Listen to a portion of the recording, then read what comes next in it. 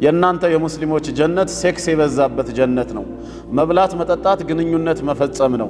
ምንም አይነት መንፈሳዊ ህይወት የለውም። ለዚህ ነው ወይ የምትታገሉት? ሶስተኛው አየት ሱረቱል ካህፍ 18ኛው ሱራ ከቁጥር 109 እስከ 110 ባለው ላይ ጌታ አላህ ምን ይላል?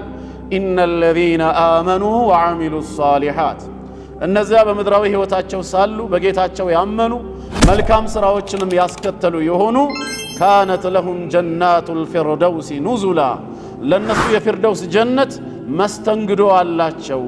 ደግሞም በውስጧ ሲቀመጡ ኻሊዲነ ፊሃ፣ ለዘላለም ዘውታሪ ይሆናሉ። ላ የብጉነ ዐንሃ ሒወላ፣ ወደ ሌላ ስፍራ መቀየርን እንኳ በፍጹም አይፈልጉም ነው የሚለው።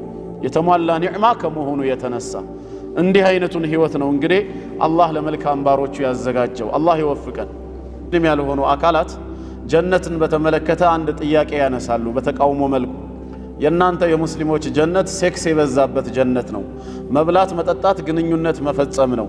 ምንም አይነት መንፈሳዊ ህይወት የለውም። ለዚህ ነው ወይ የምትታገሉት ስለሚሉ ያላወቁ ሰዎች ምናልባትም እውነታውን ማወቅ ከፈለጉ በአጋጣሚው እንዲረዱ አላህ በቃሉ የጠቀሰው ጀነት ምን አይነት ጀነት እንደሆነም ሰበብ ሆነን ለማስተማር ያክል ነው ማለት ነው። በጥቅሉ እንደኛ ሙስሊሞች እምነት የጀነት ኒዕማ ወይም ጸጋ ለሁለት ይከፈላል። ሁለት አይነት ነው። አንደኛው ነዒሙ ሩሒ ይባላል፣ መንፈሳዊ ጸጋ ተብሎ የሚጠራው ዋናው ክፍል ነው። ሁለተኛው ደግሞ ነዒሙል ጀሰዲ፣ አካላዊ ጸጋ ብለን የምንጠራቸውም ደግሞ ከስጋ ጋር የተገናኙ አሉ። እነሱ ዘንድ ያለው አመለካከት ጀነት መንፈሳዊ ጸጋ እንጂ ስጋዊ ጸጋ የለም ብለው ነው የሚያምኑት። የሃይማኖት መምህራቸው ጳውሎስ ስጋና ደም የእግዚአብሔርን መንግስት አይወርሱም ብሎ ስለተናገረ እኛ በጀነት ስንገባ እንደ መላእክት ነው የምንኖረው፣ ጸጋዎች በጠቅላላ መንፈሳዊ ብቻ ናቸው ይላሉ። እኛ ጋር ግን መንፈሳዊ ብቻ አይደለም፣ ስጋዊ ጸጋም ጭምር አለ ነው የምንለው። ዋናው ምክንያታችን ደግሞ ለዚህ ምንም ሳንሸማቀቅ በኩራት የምንመልሰው የውሙል ቂያማ የውሙል ባዕስን በአግባቡ ምናምን ሰዎች እኛ በመሆናችን ነው። ምን ማለት ነው ከተባለ የሙታን ትንሣኤ ወይም ደግሞ በመቃብር ዓለም ያሉ ፍጡራን ይቀሰቀሳሉ ብላችሁ ታምናላችሁ ወይ ብለን እንጠይቃቸዋለን። አዎ አካል ይቀሰቀሳል፣ ጀሰድ ከመቃብር ዓለም ይነሳል ብለው ካመኑ ምን ሊያደርግ ነው የሚነሳው ነው ጥያቄ። በጌታ ፊት ለፍርድ ሊቆም ከተባለ ያን ፍርድ ተከትሎ ውጤቱ ምን ሊሆን ነው? ሰውየው ከአማኞች ከሆነ ጀነት ይገባል ከተባለ ከነ አካሉ ጀነት ሊገባ ነው ማለት ነው። የዛኔ አካልም ምን ያስፈልገዋል? በጀነት ውስጥ ጸጋ ያስፈልገዋል። ካልሆነና ደግሞ ከካህዲያን ከኃጢአተኞች ሆኖ የጀሃነም ፍርድ ከተፈረደበት ጀሃነም የሚገባም ከሆነ እንደዚሁ አካላዊ ስቃይ አለ ማለት ነው። እንደናንተ እምነት ግን ጸጋም ሆነ ስቃይ በመንፈስ ብቻ ከሆነ ስጋና ደም ጀነት ወይ ጀሃነም አይገቡም ተብሎ የሚነገር ከሆነ ባዕስ ምን ሊያደርግለት ነው ታዲያ የሚቀሰቀሰው? ከመነሻውም የውሙል ባዕስን አያምኑም ማለት ነው። አይ እናምናለን የሙታን ትንሣኤ መኖሩን እናረጋግጣለን ከተባለ ደግሞ አካል ምን ሊያደርግለት ነው ከመቃብር ዓለም የሚቀሰቀሰው? ወይ ከአማኞች ጎራ ሆኖ ጀነት ሊገባ ካልሆነ ከካህዲያን ጎራ ተሰልፎ እሳት ሊገባ ካልሆነ ምን ሊያደርግ ይቀሰቀሳል? ከመነሻውም አካል አፈር ሆኖ በስብሶ ይቀራል ባዕስ የለበትም ካሉ ደግሞ የውሙል ቂያማንም ከናካቴው አያምኑማ።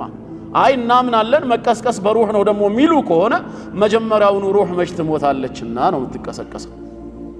ሩህማ ወደ ሰማይ ወጣለች እንደ እምነታችሁ። ምክንያቱም መጽሐፈ መክብብ ላይ በግልጽ እንደሚናገረው ስጋ አፈር ነውና ወደ አፈር ይመለሳል፣ መንፈስ ግን ወደ ሰጠው እግዚአብሔር ይሄዳል ይላል።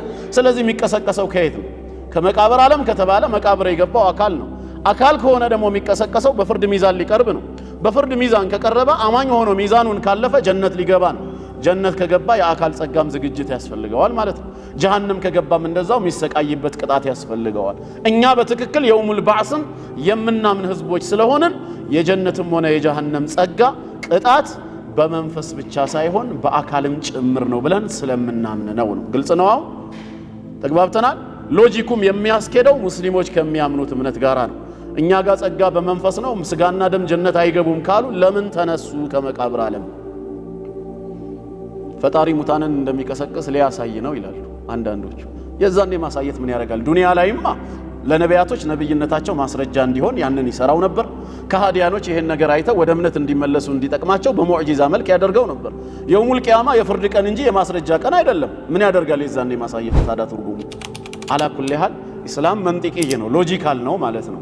ስለዚህ ጸጋው ሁለት አይነት ነው ብለን እናምናለን። ከመንፈሳዊ ጸጋ